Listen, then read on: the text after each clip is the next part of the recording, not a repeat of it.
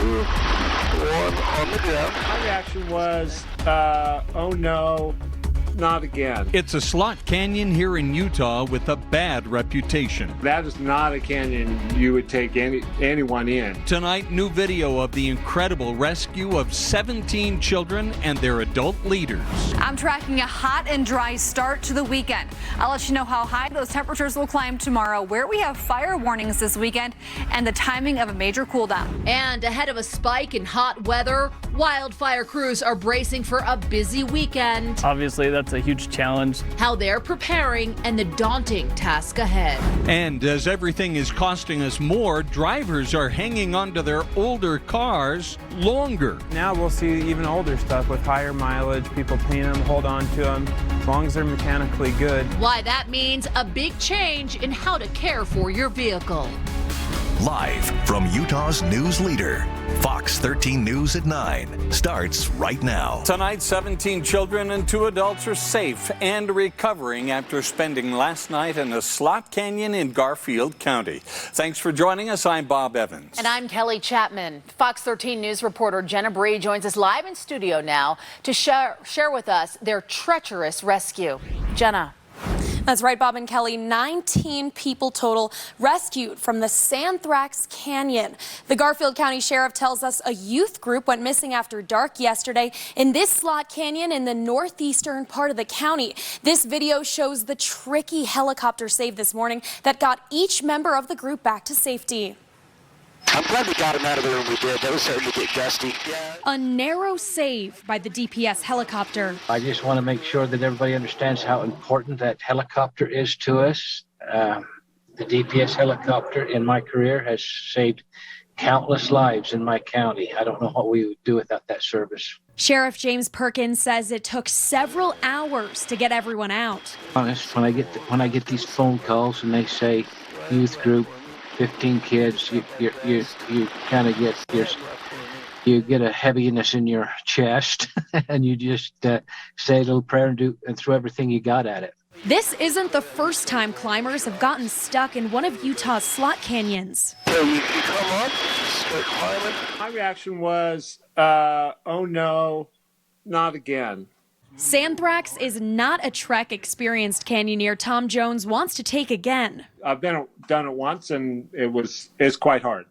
The intense canyon in North Wash has a reputation of being impossible. That is not a canyon you would take anyone in who isn't very experienced. Perkins hopes Utah's desert adventures continue to lure people from near and far this summer. Have fun, be safe. Be safe, be safe. 3, 2, 1 on the ground. Sheriff Perkins says whether you're in a big group or all by yourself, always let someone know ahead of time where you are. Reporting live in studio, Jenna Bree, Fox 13 News, Utah. We are continuing to track increasing wildfire danger in our state tonight. Crews in southern Utah, they're continuing to battle the Dalton Wash fire. We first told you about this fire last night at 9:30. It's located just east of Virgin in Washington County.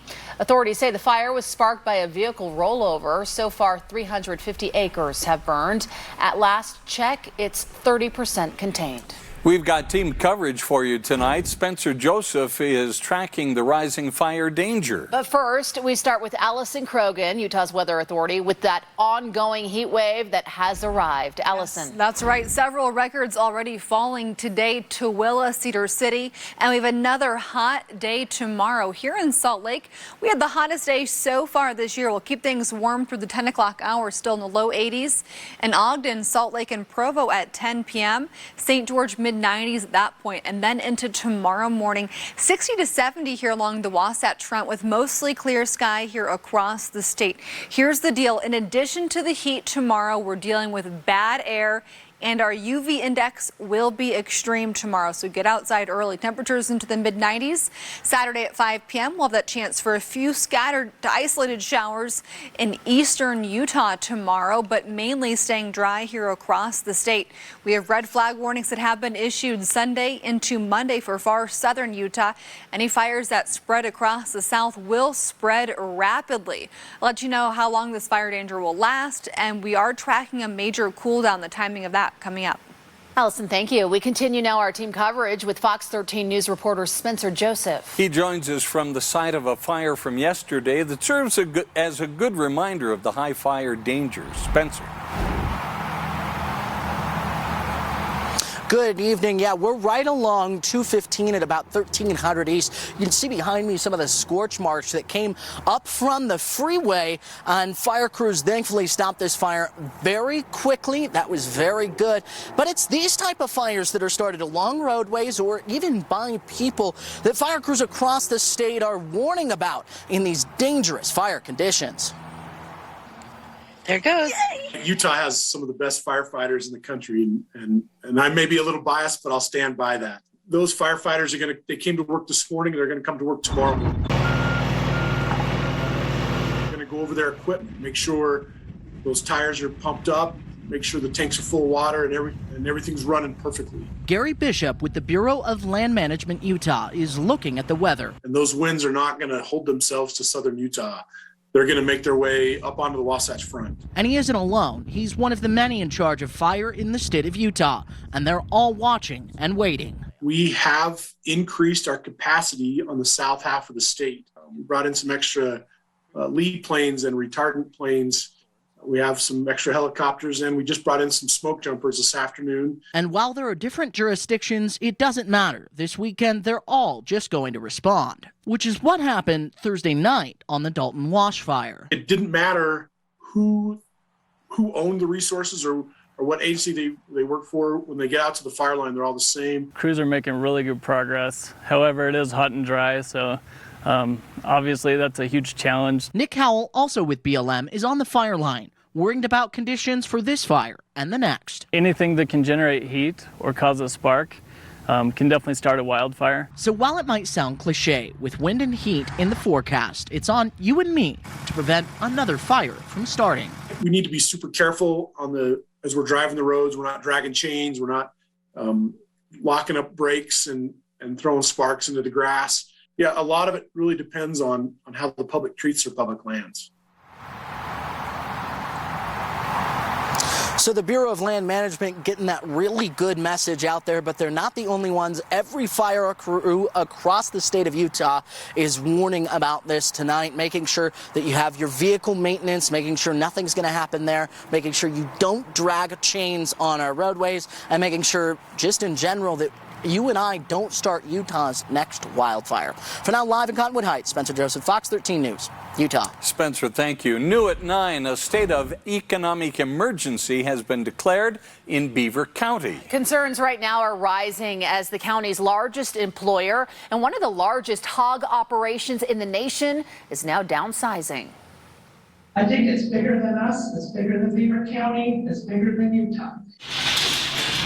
A sense of panic is setting in as Beaver County finds itself in a tough spot. Now, therefore, the Board of Beaver County Commissioners of Beaver County, Utah, hereby proclaims that a local state of economic emergency now exists throughout the county. Smithfield Foods in Beaver County will be closing 2/3 of their operation. As the county's largest employer, this will affect an upwards of 450 jobs. The board states the company's issue does not stem from within Utah. Smithfield Foods has announced that part of the problem is the regulations imposed by the state of California on the processing plant located in California. As they look for ways to maintain the hog operation in Beaver and Iron County, Governor Cox is now stepping into the conversation. The governor this morning spoke with him. He's actually made a phone call to Secretary Vilsack in D.C. And for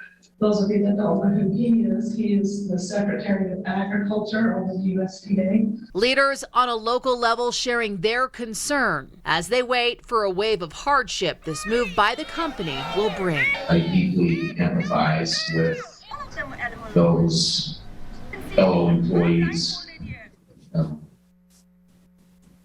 their families, the contractors, contract growers, their families, all of the affected businesses. The board says during this state of emergency, they're now calling on municipal, state, and national governments and organizations to help the county, asking them to provide resources to maintain operations. A Starbucks in Cottonwood Heights has become the first in Utah to unionize. It's part of a nationwide movement. The store at 7025 South Highland Drive voted 11-6, getting approval from the National Labor Relations Board.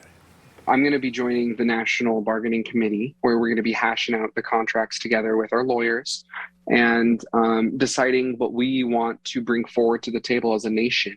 You know, we don't want Starbucks to think that they can get away with giving one store a different contract from another. We're all doing this together. Employees at a downtown Salt Lake Starbucks are also planning to unionize. A red-hot inflation report leads to a market sell-off on Wall Street. I'm David Spunt in Washington with reaction from President Biden coming up. This is a huge problem, and so I think we have to do everything we can. Plus, what Salt Lake County District Attorney Sim Gill has to say about gun control here in Utah as the debate continues on a national level. We're a tight-knit community, and we do, we patrol the best we can, but sometimes we can't catch everything. And a big-time theft of expensive off-road vehicles in one Utah County town. The key clue that may help police catch these suspects. University of Utah police have arrested a man who they say was stalking two women on campus. Police say the woman reported this man aggressively following and harassing them at the Marriott Library and reported seeing him on multiple occasions there on campus. Investigators identified him as 40-year-old Anieti Umorin. They learned that he's a registered sex offender with warrants for his arrest for not complying with the sex offender law. Police arrested him yesterday. They have issued a no trespass directive. The university is now in the process of pursuing a more permanent campus ban. South Salt Lake police are asking for your help finding a missing person. 30-year-old Cornelius Bogslag was last seen on Sunday. Police found his vehicle on June 5th in a remote area of Summit County near the Wyoming border with the plates removed. Bogslag goes by the nickname Casey. If you've seen him or know where he is, call South Salt Lake Police. The gun control debate continues in Washington. But what about right here in the Beehive State? Today on Fox 13 News Live at 4, we asked Salt Lake County District Attorney Sim Gill about what reforms could look like here in Utah. I think that any effort that we can have that process to take guns off the streets that could cause harm is important. Remember, keep in mind, in the last 2 years, we had almost 43 million guns that entered our domestic market with 5 million new gun owners. So we have almost more than 400 million guns in this country. So that effort, I think, is good because the less number of guns that we have, the less likely they're going to be used in subsequent violent criminal conduct.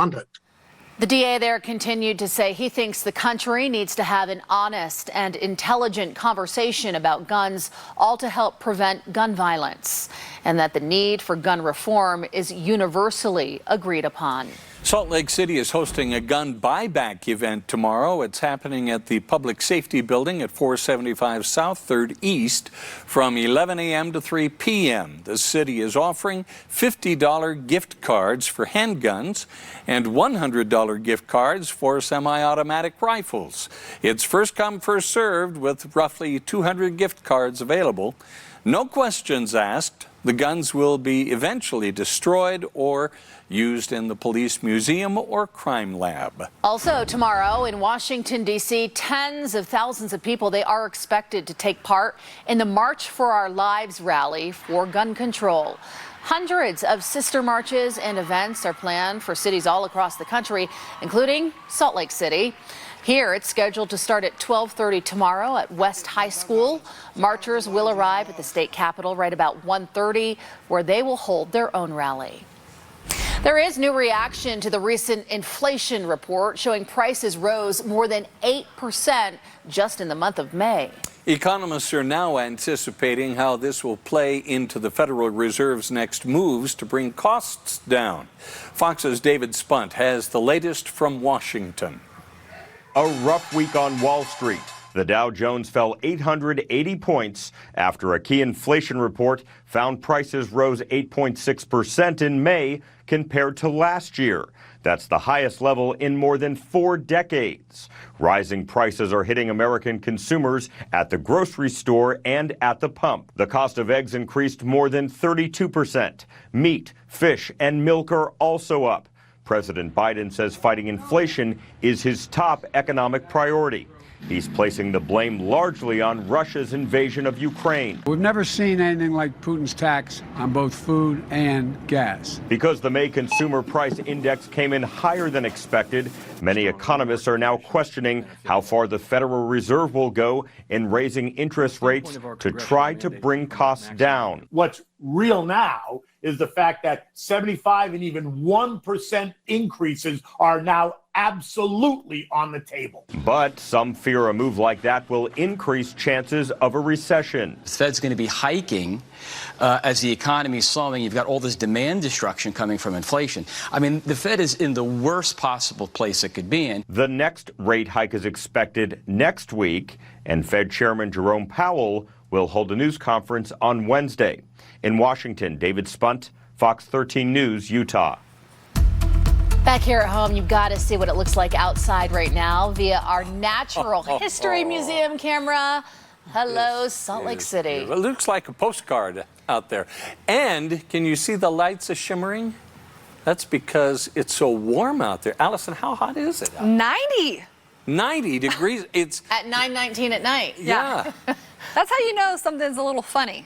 For early June, you know. I know. And it's not going to let up for the next few days. No, I'll tell you what's not going to be funny is that air conditioner bill later this month. Oh, yeah. Oof, we've got some hot days ahead, hot all weekend. If you have a movie that you've been wanting to go watch, free air conditioning for a couple of hours, I would highly suggest that this weekend, especially during the afternoon hours. Carve out some time early tomorrow to get anything outdoors you need to do because it is still warm right now. St. George, 99 degrees currently. So Silver Lake today, this is another great option, just getting up into the mountains. We saw this picture in our Facebook group, Utah's Weather Authority. Janice posted it, and as soon as I saw it, I was like, Janice, you're my girl. I should have been up there today. I love all of the hiking pictures that you guys always post. Get out early tomorrow because we have a southwesterly flow this weekend. Temperatures are going to be really hot, all ahead of our next system that arrives from the northwest late Sunday into Monday. We'll see much cooler temperatures and chances for some rain and maybe even some mountain snowfall by Tuesday next week. But first, let's talk about this weekend. Hot, hot, hot. Heat advisory for the Moab area over towards Arches, Canyonlands, over towards Capitol Reef, up towards the Book Cliffs, Green River, Hanksville, down through Lake Powell. This will take you through Saturday night. And then there's an excessive heat warning for the St. George area through tomorrow night. Then on Sunday, our wind really starts to ramp up out of the south, so we have fire weather warnings that have been issued Sunday into Monday across portions of central and southern Utah. So any fires that start in this area will spread quickly. Please be really careful. I know it's camping season, summer break for the kids, and just really to be careful the next couple of days because there are going to be some hazards as far as the weather is concerned. Today we made it to 97 here in Salt Lake City. We set some records today. Not here in Salt Lake, 100's our record, but we were above average. 82 is a normal high this time of year. Tooele set a record and Cedar City also set a record today. So speaking of those areas, tomorrow morning at 6 a.m., close to 60 to 70 for Provo, Salt Lake, Eagle Mountain, and Ogden. Cache Valley, 60 tomorrow morning in Logan. Uinta Basin near 60. St. George close to 80 degrees when you wake up tomorrow. And then along the Wasatch Front, UV index tomorrow, extreme here across actually the entire state. So just make sure that you're wearing that sunscreen and getting out early in the day. Unhealthy for sensitive groups for our ozone tomorrow also, along with temperatures into the 90s after lunch tomorrow. So I would recommend getting out, going for a walk as soon as you wake up tomorrow morning, taking the kids to the park very early tomorrow because we have another day in the mid-90s with a chance for a few isolated showers, mainly for eastern Utah.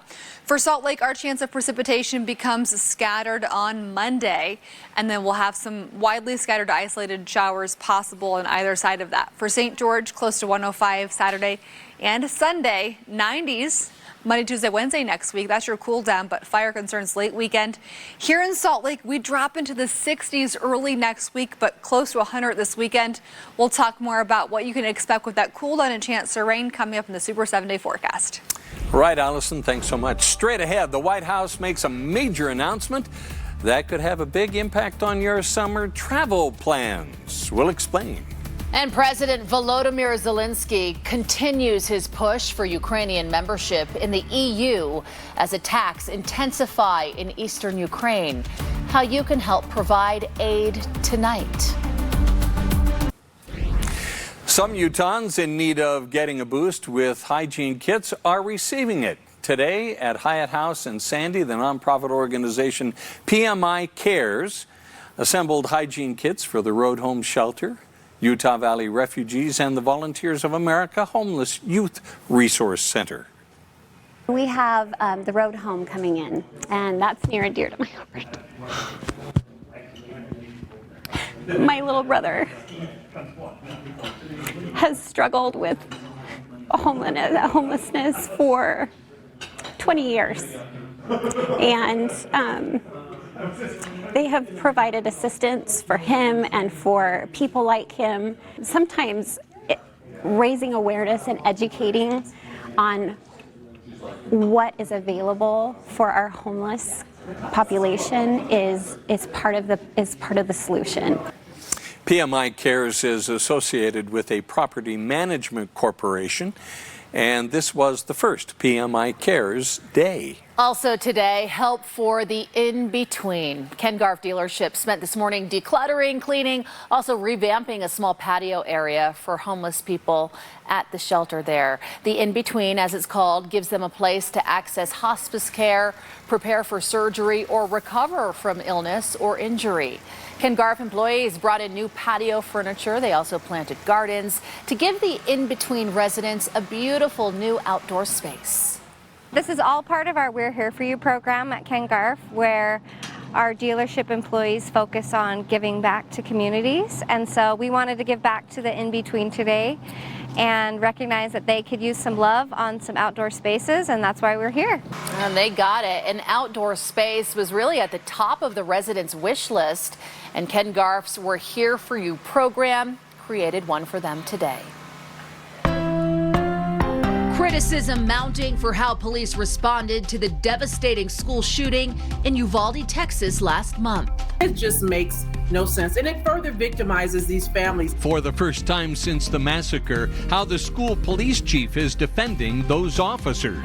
New car prices are making used car prices go up. We'll tell you what that's doing coming up. We all know mountain lions are big, fierce cats, but how many are around us and how dangerous are they? We'll show you coming up.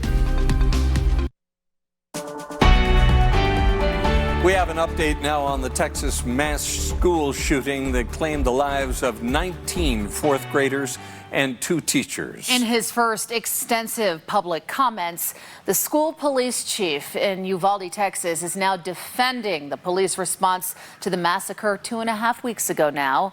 Meredith Wood has a closer look. Explaining his actions for the first time, Uvalde School Police Chief Pete Arredondo, who's under intense scrutiny for how police responded to the massacre at Robb Elementary, is now speaking out.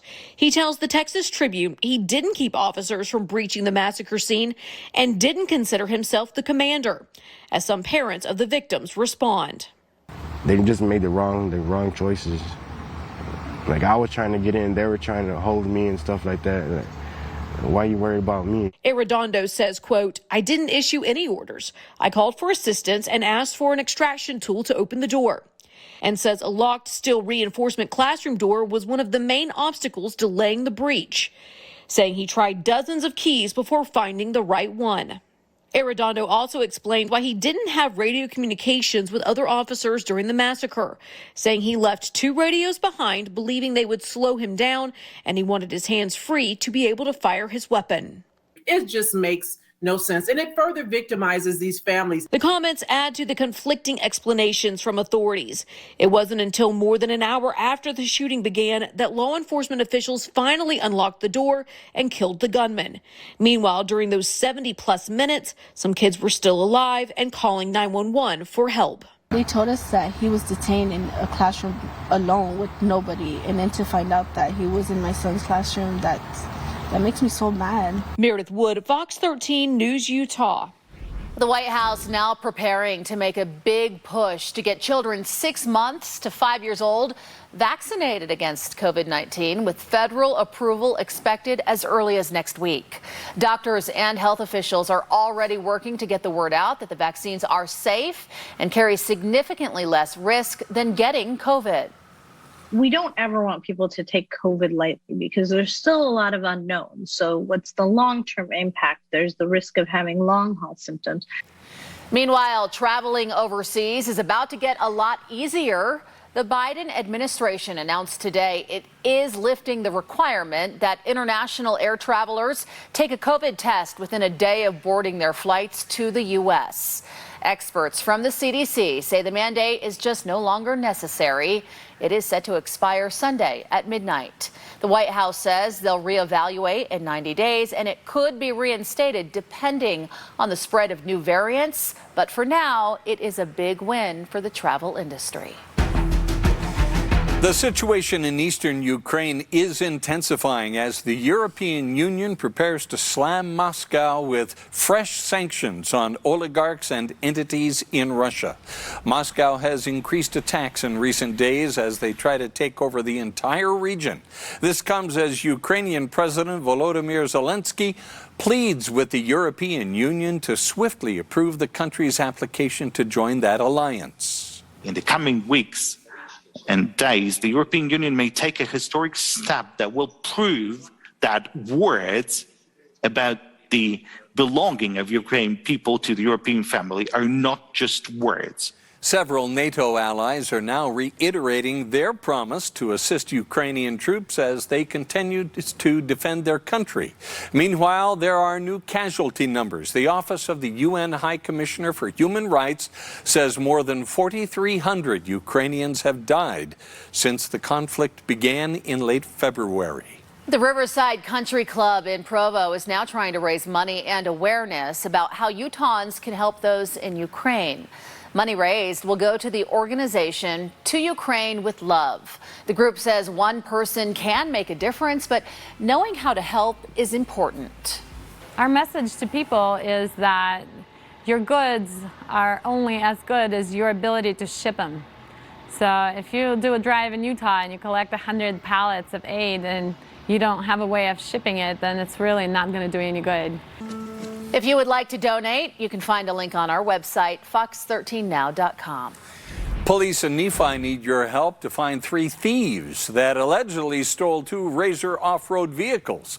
Police say the suspects are trying to take 4 of these vehicles with a white pickup truck and a flatbed trailer.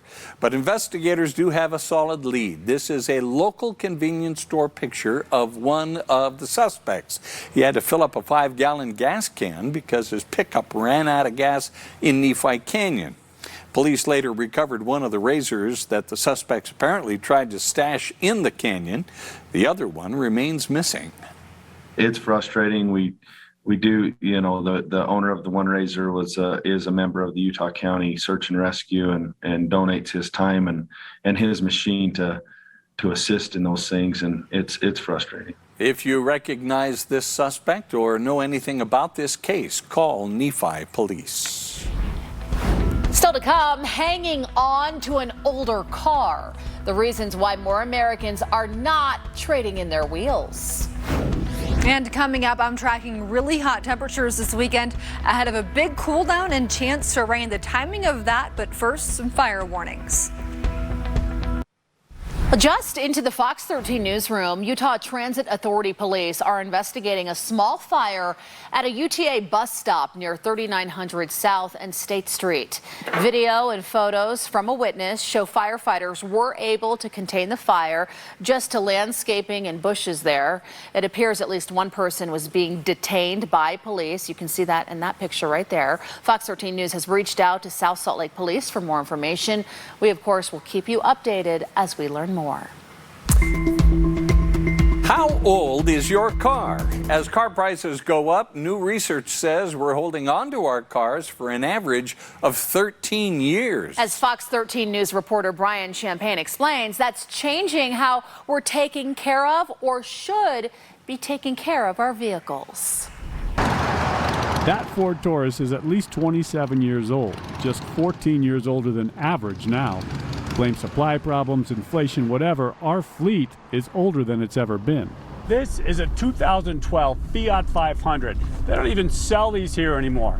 And when so many of us drive older cars like this, it can affect air quality, safety, and a lot of businesses. This 2009 Dodge Dakota is the new average age.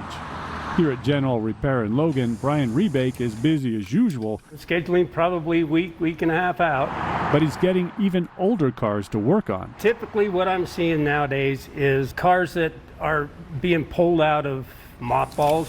He says some parts prices have tripled. His estimates are shocking some customers. The first thing is, well, the car's not worth it. Or they ask me if the car's worth it. And I tell them, well, you're not going to replace it for that cost.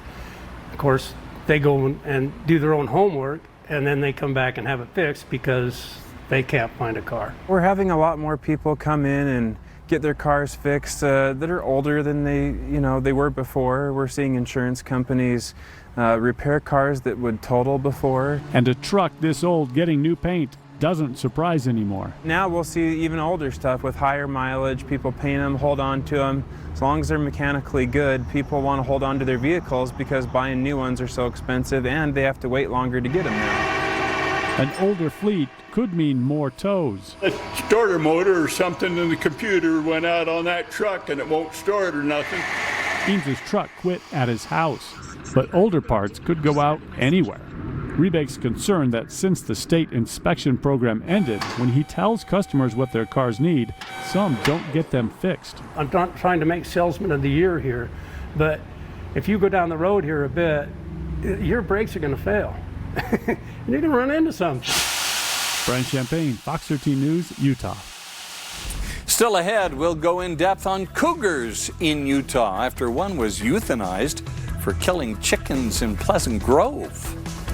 And later in sports, could BYU have another NCAA track champion? Plus, as the Jazz keep on going on with their head coaching search, the NBA Finals finished a crucial game 4 tonight.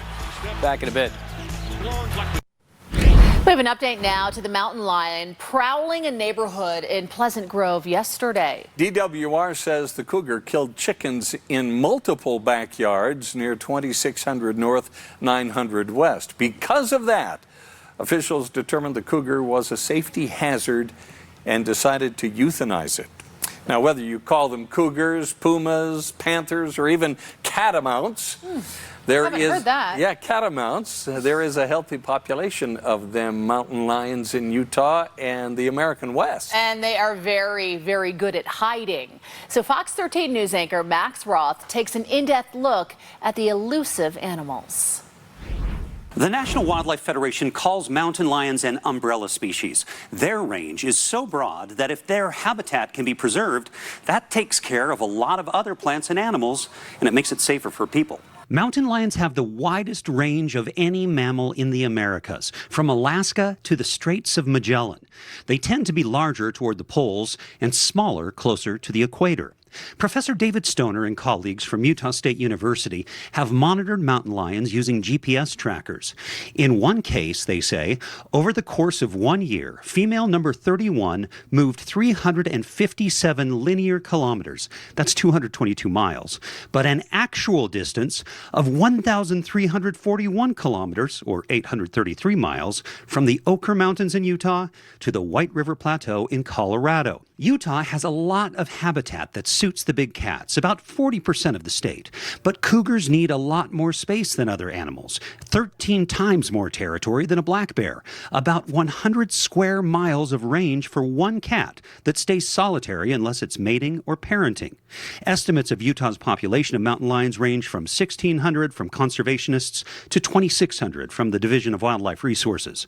All that sounds scary when talking about 80 to 220 pounds of predator, but in 100 years, we know of fewer than 24 fatal attacks on humans in North America. Persistent drought and warming has the potential to create more encounters like the one in Pleasant Grove.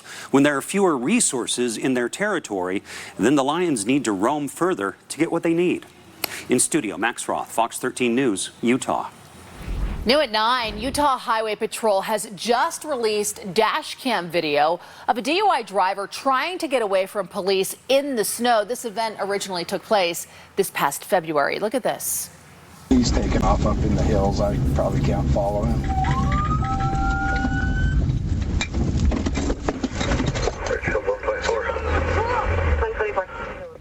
Yeah, the chase happened in Parowan on February 24th. According to the Utah Highway Patrol, the suspect was not aware that UHP patrol vehicles are all-wheel drive, which makes it possible for them to follow this guy up into the snow. He was arrested on suspicion of DUI. Okay, well, we had a beautiful but very hot day here across the state. It was really nice, though, first thing this morning. Here's the view in Moab.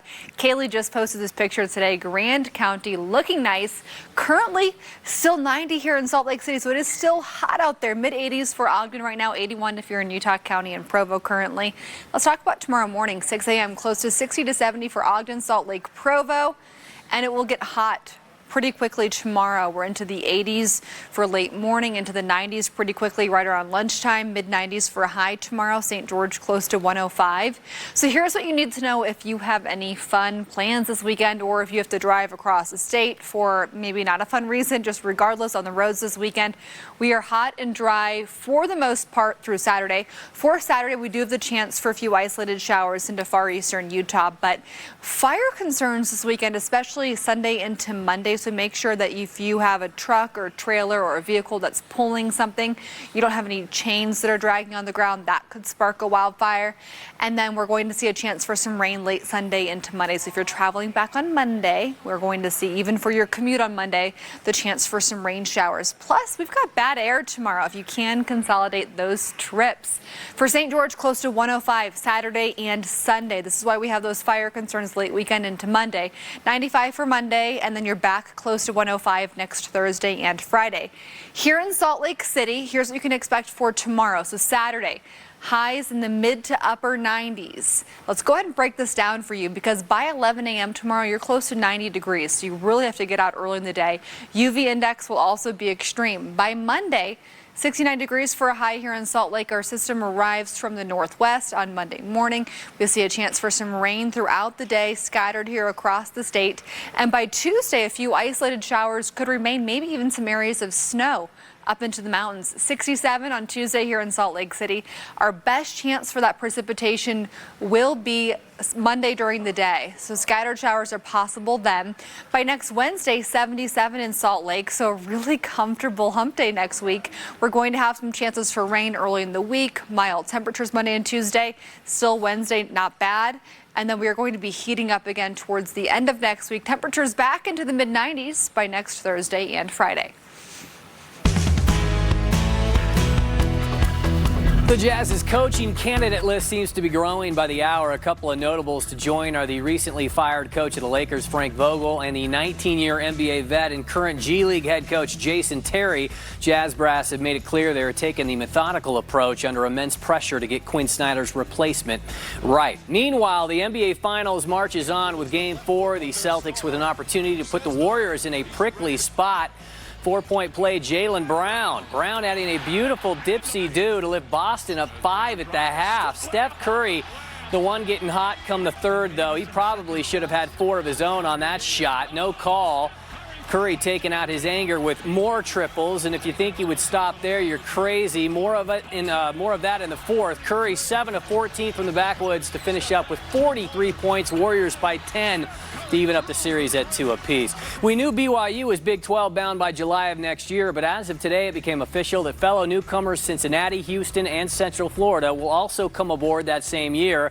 The 3 reaching an agreement with the AAC to leave by next summer. It's also looking more and more likely that Texas and Oklahoma won't bolt for the SEC until 2024, meaning expect to see the Sooners and Longhorns in Provo for at least 1 season. The Bees beginning a new 3-game set tonight at Oklahoma City. Jose Rojas, 2-run sayonara for the Salt Lake lead in the 7th. The Bees only had 4 hits tonight, but they scored 5 runs, including a 2-run double off the bat of Keon Wong in the 10th.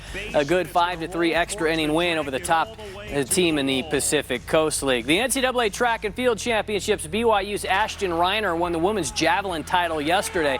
And today, teammate Haley Folsom had a chance to do likewise. The junior out of Elk Ridge took first in the Section 2 200-meter heptathlon, but finished 15 overall.